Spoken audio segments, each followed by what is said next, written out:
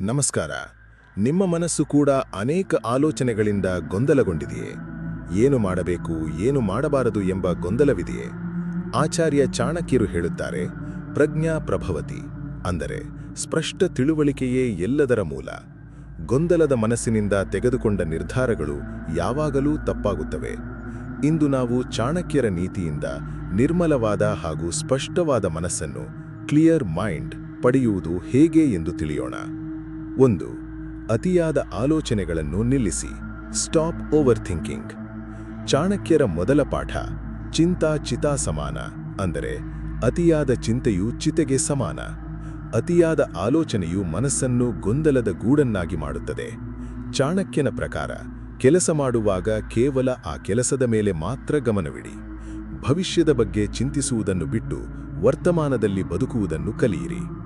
ಮನಸ್ಸಿನಲ್ಲಿರುವ ಅನಗತ್ಯ ಆಲೋಚನೆಗಳನ್ನು ಕಸದಂತೆ ಹೊರಹಾಕಿ. 2. ಏಕಾಗ್ರತೆ ಮತ್ತು ಧ್ಯಾನದ ಶಕ್ತಿ. The power of focus. ಚಾಣಕ್ಯರು ಹೇಳುತ್ತಾರೆ, ಸ್ಥಿತಪ್ರಜ್ಞರಾಗಿ. ಮನಸ್ಸಿಗೆ ಸ್ಪಷ್ಟತೆ ಬೇಕೆಂದರೆ ಏಕಾಗ್ರತೆ ಅತ್ಯಗತ್ಯ. ಚಾಣಕ್ಯರು ತಮ್ಮ ವಿದ್ಯಾರ್ಥಿಗಳಿಗೆ ಬೆಳಗ್ಗೆ ಮತ್ತು ಸಂಜೆ ಧ್ಯಾನ ಮಾಡಲು ಹೇಳಿಕೊಟ್ಟಿದ್ದರು. ನೀವು ದಿನದಲ್ಲಿ ಕೆಲಕಾಲ ಮೌನವಾಗಿದ್ದರೆ ನಿಮ್ಮ ಮನಸ್ಸಿನಲ್ಲಿರುವ ಗೊಂದಲಗಳು ತಾವಾಗಿಯೇ ನಿವಾರಣೆಯಾಗುತ್ತವೆ. ಬುದ್ಧಿಯು ಯಾವಾಗಲೂ ಶಾಂತವಾದ ಮನಸ್ಸಿನಲ್ಲಿ ಮಾತ್ರ ಸರಿಯಾದ ನಿರ್ಧಾರಗಳನ್ನು ತೆಗೆದುಕೊಳ್ಳುತ್ತದೆ. 3. ಸ್ಪಷ್ಟ ಗುರಿ ಮತ್ತು ಸಂಕಲ್ಪ. Clear vision and resolve. ಚಾಣಕ್ಯನ ಪ್ರಕಾರ, ಗುರಿಯಿಲ್ಲದ ಜೀವನವು ಹಡಗಿನಂತಿದ್ದು ಅದು ದಡವನ್ನು ಸೇರಲಾರದು. ನಿಮ್ಮ ಗುರಿಯ ಬಗ್ಗೆ ನಿಮಗೆ ಸಂಪೂರ್ಣ ಸ್ಪಷ್ಟತೆ ಇರಬೇಕು. ನೀವು ಏನು ಮಾಡಲು ಹೊರಟಿದ್ದೀರಿ, ಅದರ ಹಾದಿ ಯಾವುದು ಎಂಬ ಅರಿವು ನಿಮಗಿದ್ದರೆ ಮನಸ್ಸಿನಲ್ಲಿ ಗೊಂದಲಕ್ಕೆ ಜಾಗವೇ ಇರುವುದಿಲ್ಲ. ಚಾಣಕ್ಯರು ಚಂದ್ರಗುಪ್ತನಿಗೆ ನೀಡಿದ ಏಕೈಕ ಗುರಿಯೆಂದರೆ ಮಗಧದ ಸಾಮ್ರಾಜ್ಯದ ಸ್ಥಾಪನೆ. ಅದೇ ರೀತಿ ನಿಮ್ಮ ಗುರಿಯನ್ನು ಸ್ಪಷ್ಟವಾಗಿ ಇರಿಸಿಕೊಳ್ಳಿ.